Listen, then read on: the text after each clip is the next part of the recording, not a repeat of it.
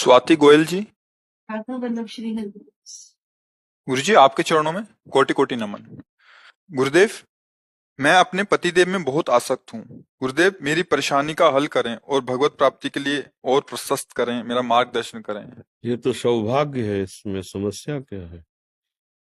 जो पति है वो तो भगवान है, ऐसा भाव करो और जितनी आसक्ति है उनके चरणों में समर्पित कर दो। मन वचन कर्म से अपने पति में प्रेम करने वाली स्त्री एक यति के समान है, सन्यासी के समान है। यति और सती समान रखा गया है। जो पति का वर्ण करके पर पुरुषों से व्यभिचार करती हैं उनकी दुर्गति होती है। जो अपने पति का वर्ण करके आजीवन अपने पातिव्रत धर्म पे रहती है वो वैसे ही पवित्र होती है जैसे एक सन्यासी पवित्र होता है, ऐसे वो पवित्र होती है। तो अपने पति में अनुराग रखना ये दुर्गति का कारण नहीं है, ये सदगति का कारण है। बस और भाव सुधार लीजिए कि पति में परम पति का भाव कर लीजिए कि अगर हमारे प्रभु श्री कृष्ण इसके हृदय में ना हो तो ये शरीर न चलेगा, न फिरेगा, न बोलने लायक, न देखने लायक। तो इसका मतलब हमारा जो प्यार है वो प्रभु ही स्वीकार करने के लिए इस रूप में आए हैं और अपने पति का अनुगमन करे, उनकी आज्ञा के अनुसार चले।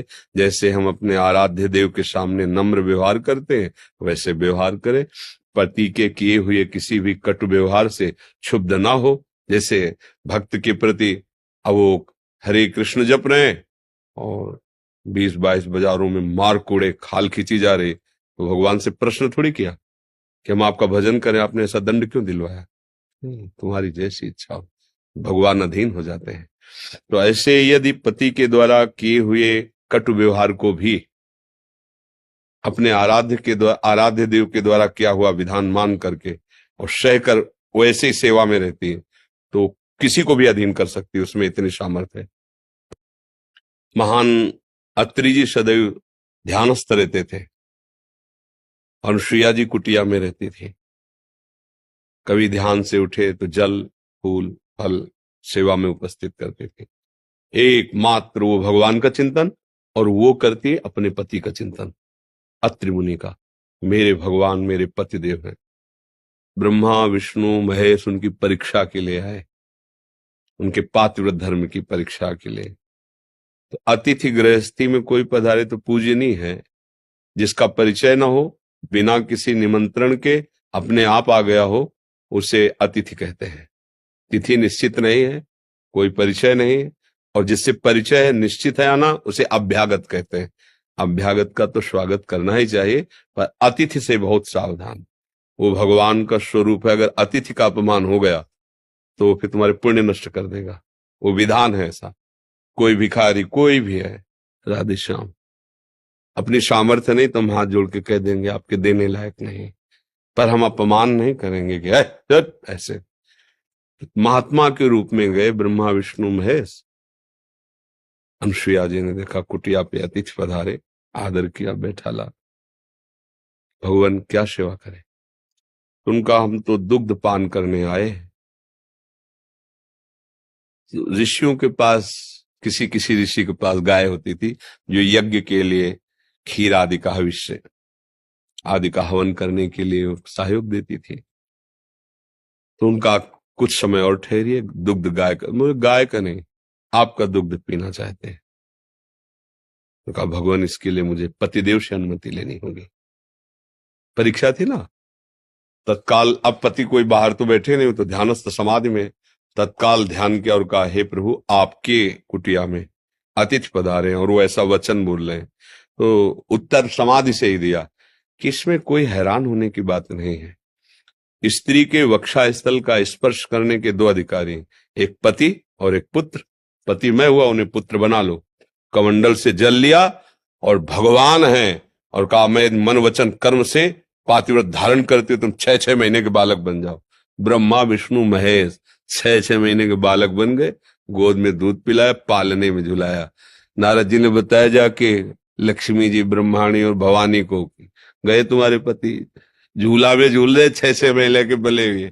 आके प्रार्थ पति प्रेम कोई साधारण उपासना नहीं, पर उसको समझे पति के रूप में मेरे भगवान है और एक पातिव्रत धर्म, ये तो भगवत प्राप्ति कहे। तो इसमें कोई ऐसा निषेध नहीं कि पति का प्यार त्याग देना चाहिए। ऐसा नहीं, कहीं शास्त्र में नहीं लिखा। पति से अत्यंत प्यार करना चाहिए, उसके भाव में केवल भगवान रख लेना चाहिए कि मेरे प्रभु इस रूप में आए, बस काम बन गया। जब हम उनसे केवल मांस पिंड युक्त शरीर से राग करते हैं तो फिर काम नहीं बन पाता। अंदर जो चैतन्य घन प्रभु है उनसे हम प्यार कर ले। किसका प्रश्न था, समझ में आया आपको? बस बहुत प्रशंसनीय बात है, बहुत प्रशंसनीय। अपने पति को भगवत मत स्वरूप मानकर उनको प्यार करना, आठों पैर उनकी सेवा की। अब वो आएंगे तो उनको क्या प्रिय लगता है, क्या पवाएंगे, आज उनको क्या हम कौन सा सुख प्रदान करें जिससे मेरे पतिदेव प्रसन्न। ये भगवत सेवा ही तो है, भावना केवल करनी। देखो किसी भी जीव में आप भगवत भाव करके सेवा करो, सीधे भगवान की सेवा हो रही। जब आप पाषाण में भगवत भावना कर सकते हैं, काष्ठ में कर सकते हैं, धातु में कर सकते हैं, तो चैतन्य घन में नहीं कर सकते? भावना कर लो मेरे प्रभु, फिर अन्य कोई जरूरत नहीं है, प्रभु वहीं विराजमान जहां भावना करते हैं। सुरेंद्र मलिक जी हरियाणा से। राधे राधे राधे महाराज जी, आपके चरणों में कोटि कोटि दंडवत प्रणाम। महाराज जी, मेरा प्रश्न है कि भगवत प्राप्ति केवल मनुष्य योनि में ही हो सकती है, अन्य योनियों में नहीं, ऐसा सुनने में आता है महाराज जी, ऐसा क्यों? हाँ, पर अगर कुछ थोड़ा सा रह गया, मनुष्य योनि में पूर्णता नहीं हुई और संयोग बसात उसे पशु योनि में जाना पड़ा या किसी अन्य योनि में, तो ऐसा संयोग बनेगा कि उसे उसके बाद वो भगवत प्राप्त ही पैदा होगा। जैसे भरत जी महाराज गंडकी नदी के किनारे खूब तप परायण, मंत्र जाप परायण है, तो एक हिरनी जल पीने के लिए आई, वो गर्भवती थी, पीछे से सिंह की दहाड़ हुई तो एकदम छलांग मारी, तो गर्भ योनि द्वार से स्रवित होकर गिर गया।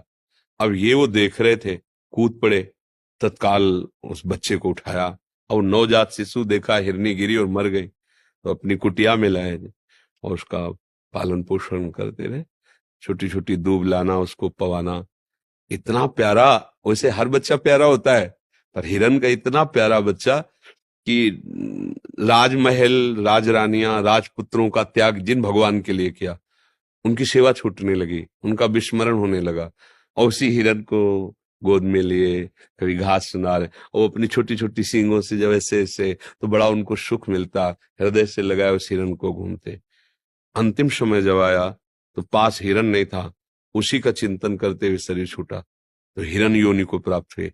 पर भजन कर रहे थे ना, पूर्णता भगवत अभी साक्षात्कार तो हुआ नहीं, तो उनको भजन के प्रताप से स्मृति रही, मेरा जन्म नष्ट हो गया केवल इस आसक्ति से, और अपने हिरन शरीर को गंडकी नदी में खड़ा करके और वही पूर्व स्मरण का, तो अगला जन्म हुआ ब्रह्म बोध संपन्न जड़ भरत जी के रूप में, सिद्ध पुरुष के रूप में, कोई साधन नहीं करना पड़ा फिर, और अब वो परम पद को प्राप्त हो गए। तो अगर हमारा भजन मनुष्य योनि में हुआ है और फिर किसी हम योनि में जाते हैं तो उसका पतन नहीं होगा, वो उसको भोग करके तत्काल भगवत प्राप्ति की योग्यता कर लेगा। पर सीधे केवल पशु योनि में ऐसा कोई आचरण ही नहीं जिससे भगवत प्राप्ति हो जाए। अब जैसे पूर्व में भजन हुआ और उसको चूक हो गई, भगवत प्राप्ति नहीं हुई, अब वो किसी भक्त के घर का कुत्ता बन गया, भक्त के घर का कोई पक्षी, कुछ भी ऐसा, अब वह रोज नाम कीर्तन, भगवत चर्चा और सब सुनाई दे रहा है, वो परम पद को प्राप्त हो जाएगा। शरीर छूटेगा, वो भगवान को प्राप्त हो जाएगा। साधन नहीं बना, पूर्व साधन ने संयोग करा दिया। हितधाम में जब भगवत चर्चा करते थे कीर्तन, तो वहां कुत्ता था, ऐसे जैसे आप लोग बैठे ऐसे बीच में आके बैठ जाता था, तो कुछ संतों ने कंठी भी बांध दी थी, उसका लाम भी, तो ऐसे बस ऐसे देखता रहता।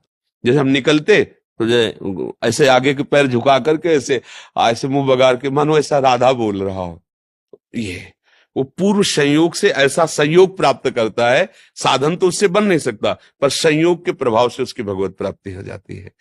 पशु योनि में स्वयं साधना करने का भाव नहीं रहता, योग्यता नहीं रहती, पर पूर्व संयोग से वो दुष्ट आदमी के घर का भी कुत्ता बन सकता है और भक्त के दरवाजे का भी कुत्ता बन सकता है। जैसे पशु, कोई तोता पालते हैं, कोई पक्षी पालते हैं, और वहां नाम कीर्तन हो रहा है, उसके कान में सुनाई दे रहा है, वो भगवान की जूठन पाता है, भक्तों के सानिध्य से भगवत चर्चा सुनने को मिलती, वो सहज में भगवत प्राप्ति। पर पशु योनि में स्वयं कोई साधना करके भगवत प्राप्ति करे, ऐसा कोई विधान नहीं पाया गया। वो केवल मनुष्य योनि में है, क्योंकि विवेक प्रदान है।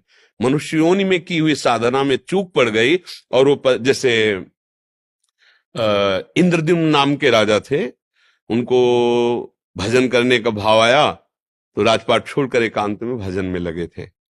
एक बार महर्षि अगस्त्य जी पधारे तो या तो ध्यान नहीं दिए और या ध्यान देकर भी कि भजन में बैठा हूं क्या उठूं, नहीं उठे।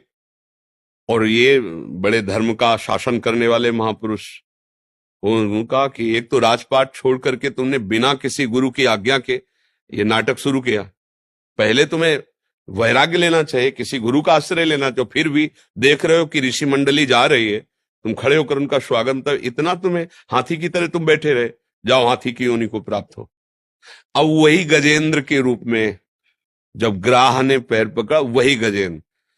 अब वहां कोई साधना तो बनी नहीं ना, पर पूर्व में कैसे भी सही भजन किया ना, तो आखिरी समय में कि अब एक ही झटके में ग्राह मुझे ले जाएगा, तो उनको याद आ गई कि हरि स्मृति सर्व विपद विमोक्षणम, भगवान का स्मरण तत्काल बचाता है। हरि, पूरा हरि नहीं निकल पाया था और भगवान आए ग्राह को सुदर्शन से और हाथ से पकड़कर गज को बाहर, हो गई भगवत प्राप्ति। कोई साधन नहीं बना, पूर्व का साधन काम कर गया। इसमें यह बात देखनी होती है, पशु शरीर से कोई साधना नहीं बनती, पर उसने अगर पूर्व में साधन किया है तो उसको संयोग ऐसा मिल जाएगा कि बात बन जाएगी। जो गाने से कहने से होता है वही सुनने से, दोनों का फल एक ही होता है, कथन श्रवण का एक ही फल होता है। तो अब जैसे नामो जप तो नहीं सकता, लेकिन सुनाई तो दे रहा है राधा राधा, और बैठा है भले कुत्ते की योनि पर बैठा है, अब उसका पुण्य है। धाम का कुत्ता नाम सुन रहा है, अब इसको परम पद मिलेगा, अन्य योनि धारण करने की जरूरत नहीं पड़ेगी। समझ रहे ना जी।